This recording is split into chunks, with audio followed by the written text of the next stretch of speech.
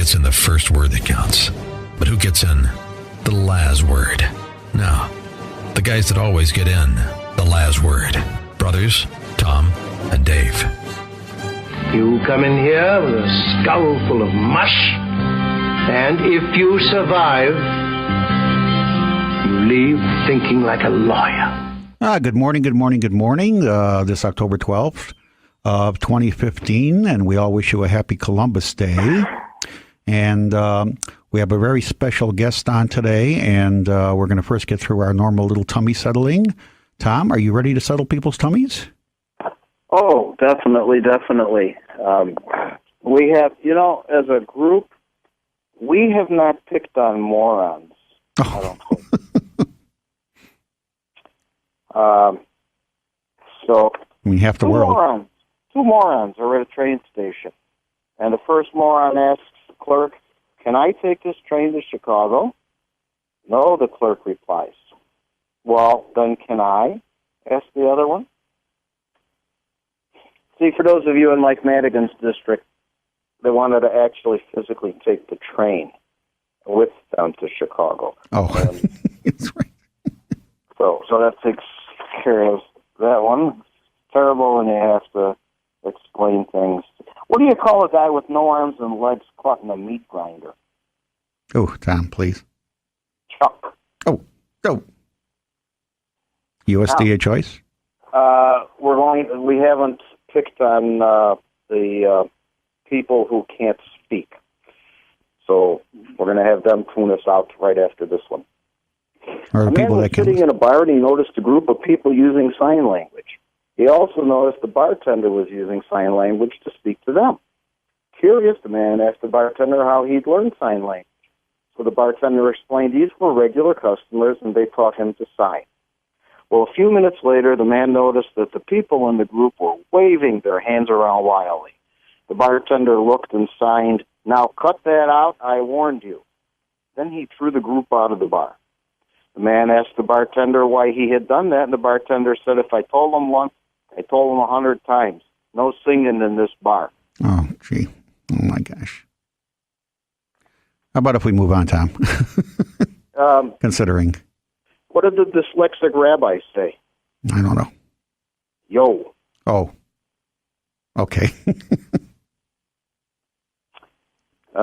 What do you get when you cross an insomniac, an agnostic, and a dyslexic? What do you get? Somebody who can't fall asleep while pondering the existence of dog. Oh. Oh, tummies are settled. I think tummies are settled, Tom. I think so, too. I think we should move on to that shameless tease portion of our program to make you listen to the rest of the show, that portion which we call Mind Trap.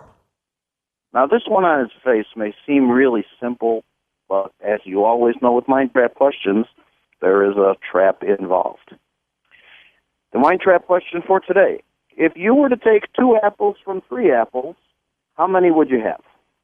That's it. We'll give you the answer 5 minutes at middle of the show, after the guest, with the guest. You'll just have to stick around. And now, without further ado, whatever ado actually is, I never looked that up for a definition. If you would do the honors and introduce our guest. Our guest actually is one of those rare people who effectuated world history at some point. And in honor of him, we had this little clip. 4 more days and 4 more nights, a rescue boat pulled in sight. The BT-109 was gone, but Kennedy and his crew lived on. And the reason we bring that clip in is because our special guest and our honor to have is former Lieutenant Commander William Liebenow, who was the commander of PT-157, the rescue boat that rescued John F. Kennedy from the island he was marooned on after the sinking of PT-109. Lieutenant, welcome to our show, and it's an extreme honor to have you on. Thank you. Please, it's Commander. Commander. Okay. Well, at the time he was lieutenant when on that date. Lieutenant, he's the commander, and he deserves. Okay, we'll use commander. Okay, Commander, I said a lot of people, of course, know about, everyone knows about President Kennedy. And sometimes what happens is some aspects of his life are well known, obviously, the presidency and the assassination, and some seem to every now and then disappear into the back folds of history, but come back every now and then. And a lot of people know, of course, about the Kennedy presidency, but a certain group today do not know about his heroism in World War II, of which you were a part of. And just last week, there came out a book to which you contributed by William Doyle, PT 109, An American Epic of War, Survival, and the Destiny of John F. Kennedy. So you did a significant contribution to that book, and we're going to talk about your interest in PT boats and becoming a PT boat skipper. And your boat was out that night that Kennedy's was sunk. And of course, as we said, your boat was the one that was chosen to effectuate the rescue. So, Mr. Liebenow, Commander Liebenow, what was it that got you interested in PT boats? Because it was a volunteer service. Commander then Bulkley came to Northwestern at Abbott Hall, which was the downtown campus of Northwestern University, where I was in midshipman school. And he was looking for volunteers for PTs, and we didn't know what a PT boat was, of course. But we went in to Bulkley, and he interviewed us and accused us of getting more demerits than we deserved in midshipman school. But anyway, we were accepted into PTs. I had gone in with a friend of mine, Clinton McLean, who incidentally used to play fullback for the old New York Giants. Anyway, we went in together and we got accepted into PTs. Now, I have, and I'd like to let our listeners know that there's a blog on called the Traveling Tube blogspot.com that your grandson put together, and it relates a lot of the story of your getting into PT boats and also about your involvement with PT 109. And my understanding, Commander, is that it took a little while to learn how to control one of those boats and dock it properly and handle it. Well, of course, we went to PT school at Melville, Rhode Island, after we were accepted into PTs, and I remember one incident where I was bringing the boat into the dock, and Commander Kelly was on the dock looking out, and I couldn't get that boat in. To save my neck, I was pulling the throttles and the engine indicator. But anyway, I don't know whether he really knew who that was trying to get it in, but I was accepted into Kelly's Squadron 9. And Kelly... Which was, to our mind at that time, that was the prime squadron to get in, because Kelly had been the commanding officer of the boat that took MacArthur to the Philippines. Bulkley was the squadron commander, but Kelly was actually the boat captain. And everybody wanted to get in Kelly's squadron. At least I did. And I was finally accepted in. Now, when you were transferred out to the Solomons with Kelly's squadron, for those who, you could look up and see what a PT boat looks like on the internet, but basically the early design boats had 4 torpedo tubes, 250 caliber machine guns, and a 20 millimeter gun on the back, and made about 45 miles an hour in prime condition. And you went out on many shall we say, harrowing mission where sometimes you almost didn't make it back? Well, that's true. We ran into quite a few battles with Japanese destroyers and Japanese gunboats, but we were one night we ran into 4 destroyers, and we were shot up pretty bad. And this is how I got into Commander Warfield's squadron. Okay, Commander, we're coming up on our first break here on The Last Word. And what we're going to have to do is we're going to take a break in a few seconds, and we're going to be back with our historical figure, Lieutenant Commander William Liebenow, one of the men who saved JFK and effectuated his rescue from PT 109. Now, back to the show with the brothers that always have the last word. Tom and Dave on AM 560. The Answer. Hey, we're back with a very special honored guest, Lieutenant Commander William Liebenow, who was in command of PT 157, the boat that was in action the night JFK's PT 109 was sunk and effectuated the rescue of JFK. Lieutenant Commander, let's go back to the night of August 1st, 1943. Before we do that, Dave, yes, I'd like to let our listeners know, because maybe not all of them are World War II buffish like us, but the commander was out on a piece of wooden craft, basically 3/4-inch plywood that was kind of bent and shaped in order to make a hull, and had a low draft so it could come into like 6-foot deep water. right. So he's out there. So he's out there with going out in the middle of the ocean, and I give credit to the navigator to tell you where you are on a piece of plywood, really. Right. And going against steel hulled vessels with big guns. Yeah, just to give an idea of what they were up against. So, Commander, you're on this nice little 80-foot plywood craft with 4 torpedoes, and it's a moonless night, and I presume that it was very hard even to keep station and up with your other boats.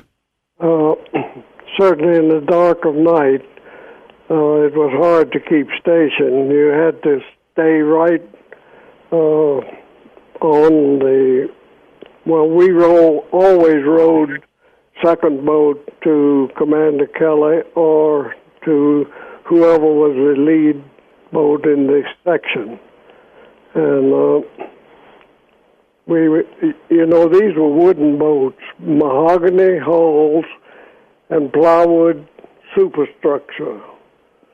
And it was hard to keep station if you didn't have radar, and we did not have radar. Right, my understanding is of the 15 boats out that night, only 4 had radar, and Commander Kelly, I think, was one of them, and the whole idea was for you to keep station, and when the first boat attacked, then you were supposed to follow. Right.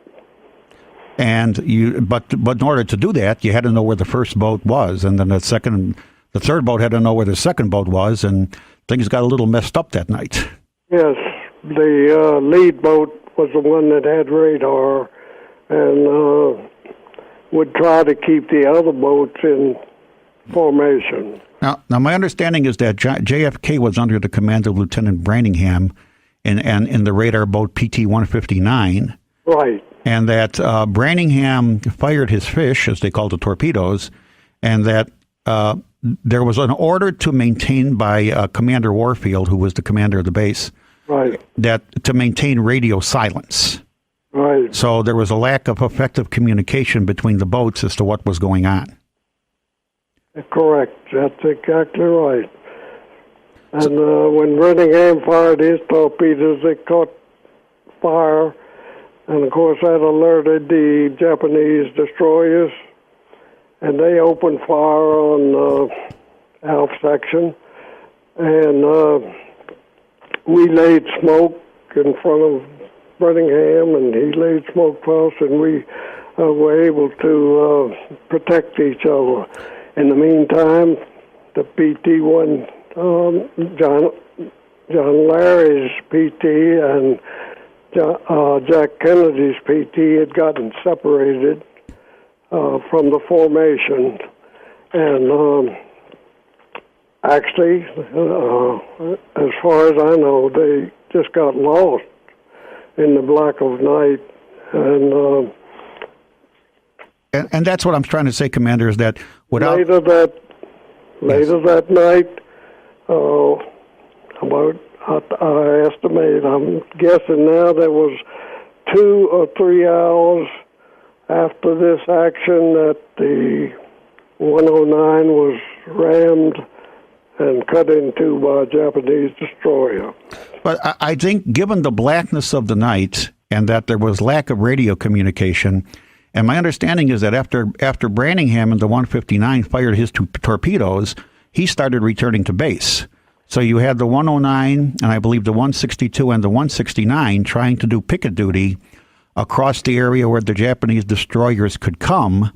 And yes, when Branningham left, we pulled alongside where we could talk to him, and he ordered us back to our patrol station. But the other 2 boats had gotten lost.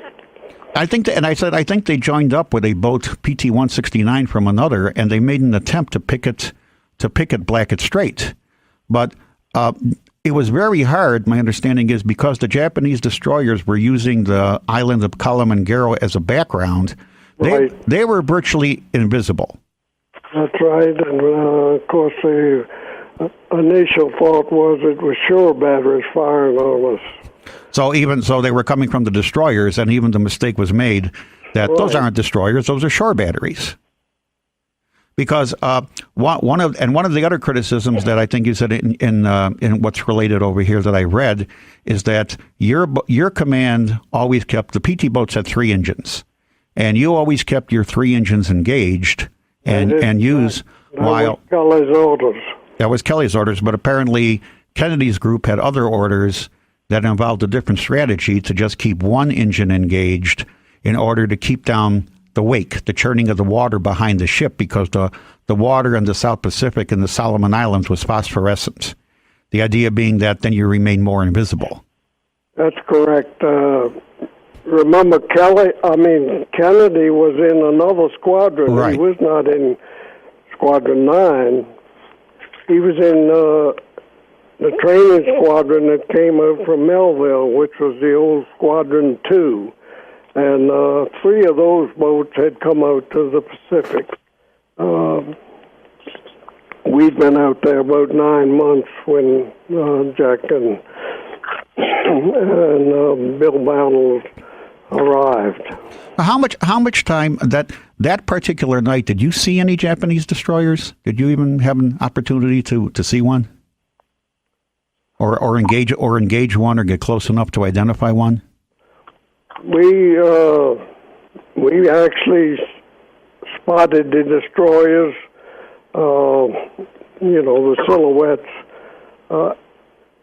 when we went in to attack, because Branningham had picked them up on radar. Oh, radar, okay. And we rushed, then he went in to make his attack, fired his torpedoes. We went in and fired 2 of our torpedoes, and we had 2 misfires, and then we laid smoke for each other.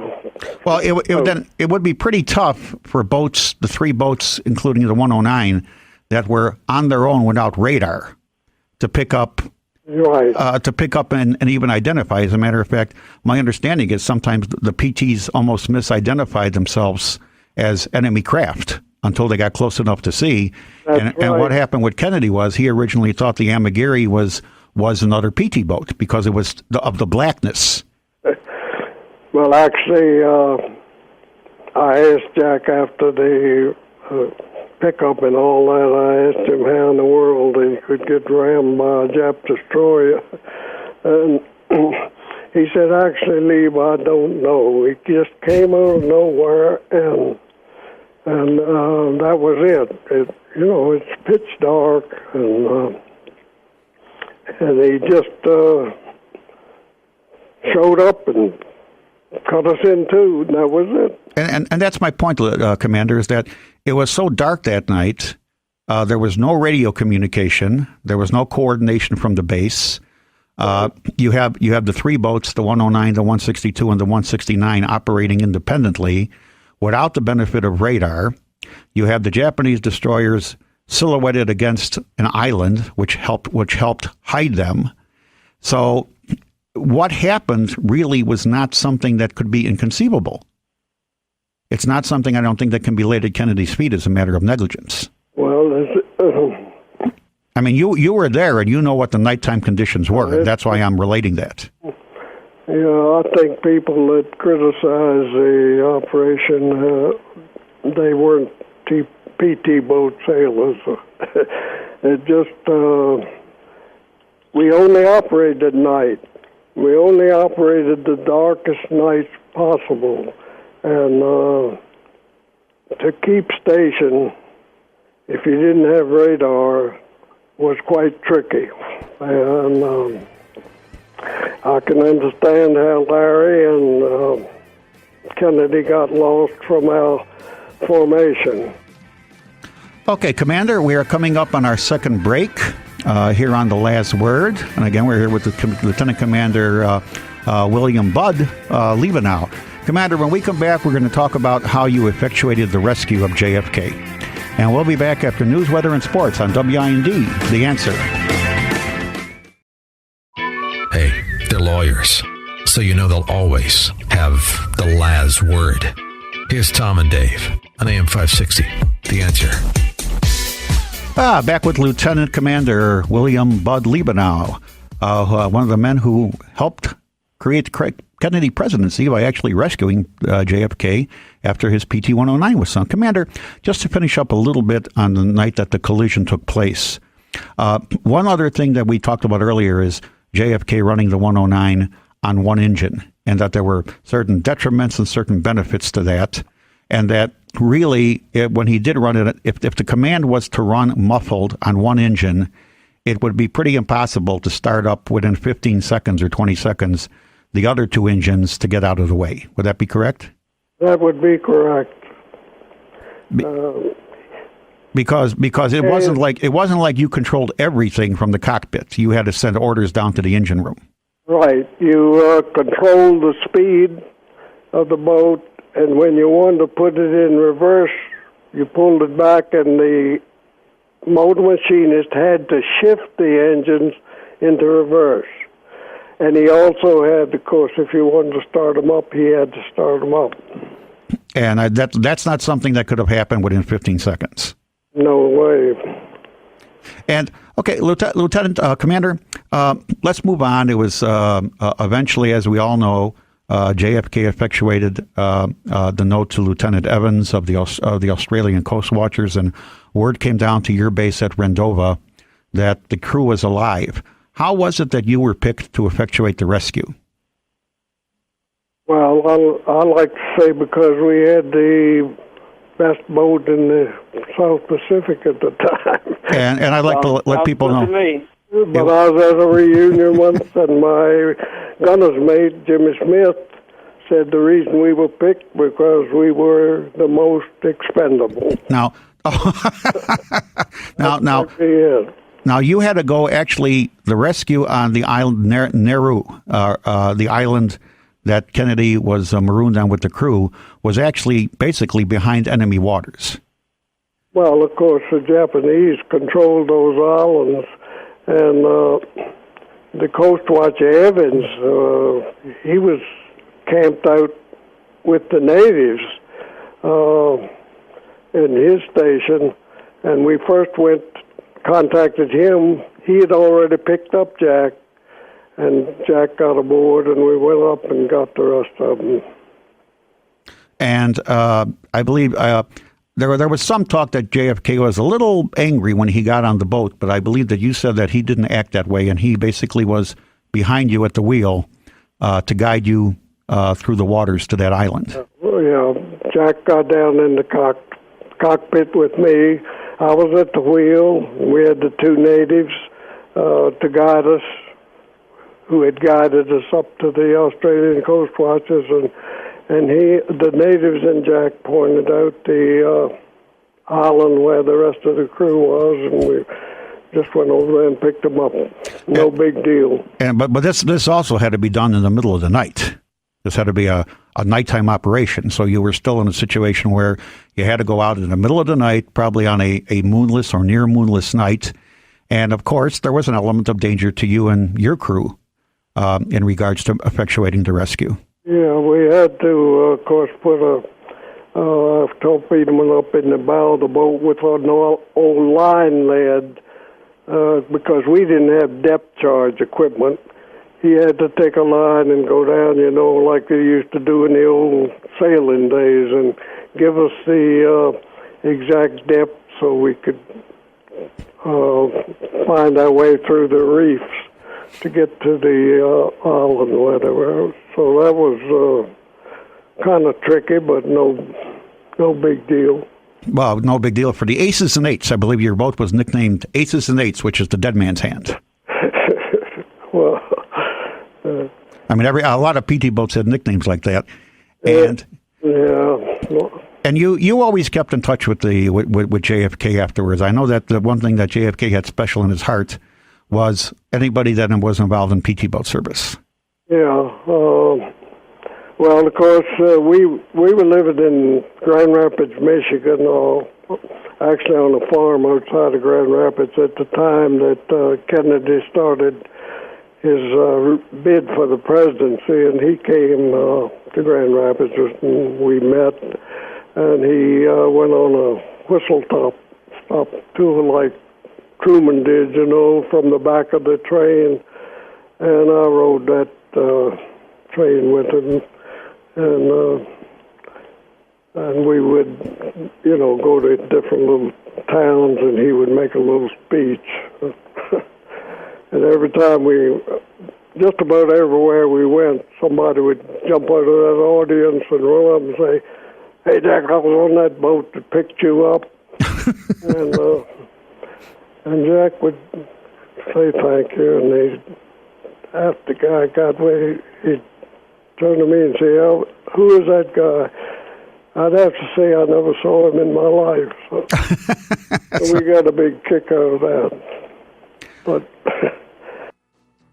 well, Lieutenant, what we're going to have to do is we're going to have to take one more break, and then we're going to have you back on for one more segment and just discuss a little bit of the aftermath after the rescue and your relation to Kennedy until November 22nd, 1963.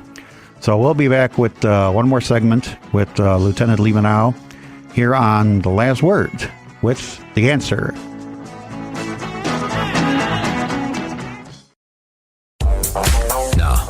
Back to the show with the brothers that always have the last word. Tom and Dave on AM 560. The Answer. We're back here again with Lieutenant Commander William Bud Liebenow, commander of the PT-157 in the Solomon Islands, who saved JFK and rescued him after the sinking of PT-109. And Commander, was JFK a conscientious and well-liked skipper around the base? Was he held in high regard? He was well-liked. Of course, we didn't know he was going to become president. No. He was one of us. He was one of the officers, and just like anybody else. Yeah, because my understanding is he never pulled rank about being Ambassador Kennedy's son. He just... No, his crew well respected him, and you can't ask for better than that. If your crew respects you, that's all you need. Now, my understanding, were you involved or with him, or did your squadron or him separate when he got his second PT boat, the PT-59, which was converted into a gunboat? Well,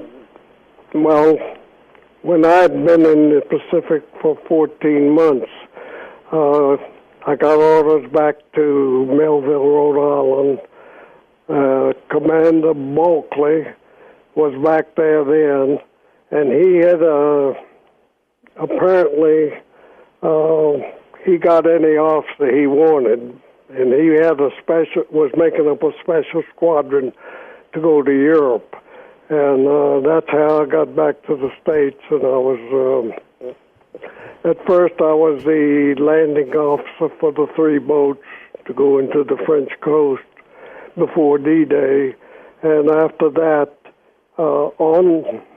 during D-Day, I didn't have that duty anymore, so I was made captain of the PT-199. And during the invasion, the USS Corey was sunk, and as we were coming back from our first mission, when we run over and picked up 61 survivors of the Corey. And I can say this, Commander, that JFK often said that the most important and prideful thing that he ever did, even considering that he was president, was to have served on PT boats in the United States Navy. I presume that you feel the same thing. I do, and I was just lucky to serve under two real PT boat commanders, Kelly and Bulkley. So, well, Commander, I cannot express to you my gratitude for coming on. You are definitely a member of one of the greatest generations, and like I said, you were effectuated a small part in history, and in a way affecting world history because of your successful rescue of JFK, which thus ultimately led to the Kennedy presidency. So I would like to you, on behalf of all the staff here on WIND, and I believe on behalf of a grateful nation, I would like to thank you for the time that you have given us. I want to thank you for the time for your service. And I cannot just express the gratitude that all of us owe you for your service and what you have done. Thank you. And did all that from me, Commander. Thanks for making our country what it is today. And you are one of those. So, Commander, thank you for being on. God bless you, and I hope to talk to you maybe sometime in the future. We can get a chance to talk, because I explained to you and your wife yesterday my love of JFK and PT boats, and maybe I'd like to just give you a call and talk a little bit more. Okay. So, thank you for being on, Commander. Thank you so much. Bye-bye. Bye. Well, Tom, it's nice to have a bit of history like that on. The man who basically is responsible for the Kennedy presidency. One of the men. I mean, you have the two natives that actually spotted and recognized the president, Lieutenant Kennedy at the time, and his officer Ross. And just a little pickup before we end over here, Tom, and then we can go into our final segment on other matters. But about the criticisms of JFK and his actions, one thing that he did was his friend Barney Ross, whom his boat was actually sunk. Speaking of mistakes, the PT-166, which was Barney Ross's boat, was sunk by an American plane because of misidentification, and they likewise shot down the American plane. So that's how he got on the 109 that night, and he was the bow lookout. But he was shooting England. But he didn't tell anybody he was night blind. He didn't even tell Kennedy that he had night blindness. So there he is on the bow of the 109 trying to strain out and look for things, and in a pitch black night with no radio communication. And here's a guy who was night blind, trying to strain through the night to take a look and see what would be coming. So I would say that it was not Kennedy's responsibility. I think that when you consider the confusion of war, look what just happened with the hospital. Look what just happened with the hospital bombing. When you consider the actual conditions of war and the confusion that goes on in war, that there's no blame to be placed on JFK, and certainly a lot of lauds to be put in for how he effectuated the rescue of his crew. And like I said, Lieutenant Liebenow was one of many that had to fit in the puzzle, but he was a critical part of the puzzle that made the Kennedy presidency possible. Amen. Well, Tom, we are coming up on our break over here, and we have our final segment of the last word coming up, but would like to let you know that there's a few matters dealing with today's situations that Tom and I are going to be covering. So again, we'd like to send thanks to Lieutenant Commander Liebenow for his being on and sharing his recollections with us, and we'll be back after this break. Hey, they're lawyers, so you know they'll always have the last word. Here's Tom and Dave on AM 560. The Answer. We're back here for the final segment of The Last Word. And Tom, before you start on more modern events, I just want to tell people, in regards to what a PT boat looks like I said, go on Google, take a look at it, and see what he was fighting from, and see what the boat looked like, and you have a better idea of what they were up against. But Tom, standing on that deck with no railings. Oh yeah, and just the torpedo tubes. Yeah. Or you can watch the movie PT 109 and get that on the DVD. Anyway, Tom, we don't want people to be up all week. Don't do that. That's right. We need to give them their answer. The mind trap question was, if you were to take 2 apples from 3 apples, how many apples would you have? And the answer is very simple. You would have 2 apples. That's what you took. What you took. So that's what you have. The question is the taking, not the leaving. One, you fell into the mind trap. And I know we had a great time with the commander, and we're short. I want to come to the defense of Police Superintendent Gary McCarthy. The Black Caucus aldermen were dumping on him because of gun violence. And one of the things he said was, I'd like tougher gun laws, but the Black Caucus in Springfield says, they're going to proportionally affect blacks more. Doesn't that tell you something, that maybe more blacks tend to shoot and use guns illegally? And we can't make this a politically correct thing and a statistical thing.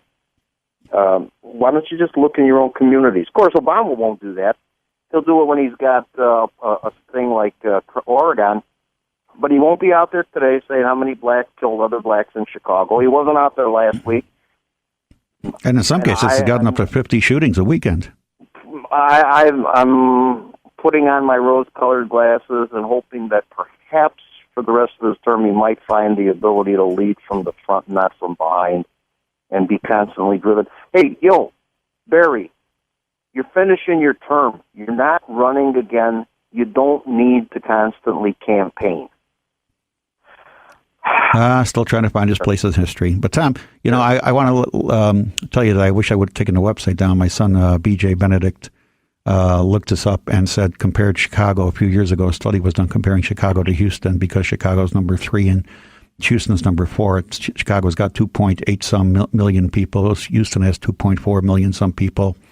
And Houston, you can get a gun almost anywhere. Kmart, Walmart, 1,500 gun stores. At the time, there were 0 gun stores in Chicago. In Chicago, for that year, there were 1,200 gun deaths. In Houston, there were like 250. And even if you say, okay, that's another 500,000, you add on to Houston's population, proportionately, you're going to add maybe another 50 gun deaths.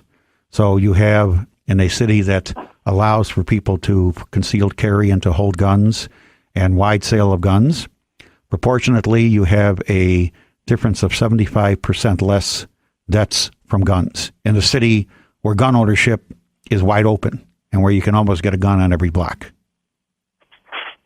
Yeah.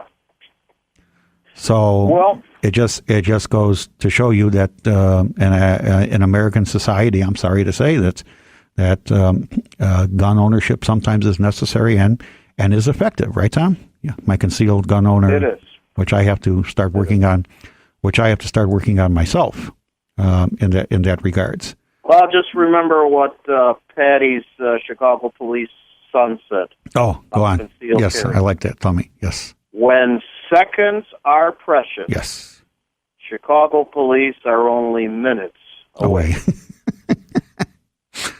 And with that, I'd also like to say that this last weekend, my nephew, Tom's kid, Stephen, has entered into the sacrament of holy matrimony. Captain Stephen Laz with his St. Louis police officer wife, Amy, and a good time was had by all. And that Tom's other child, Amy Parks, is expecting her third. So good news from the Laz family side for the week, and we'll see you next week.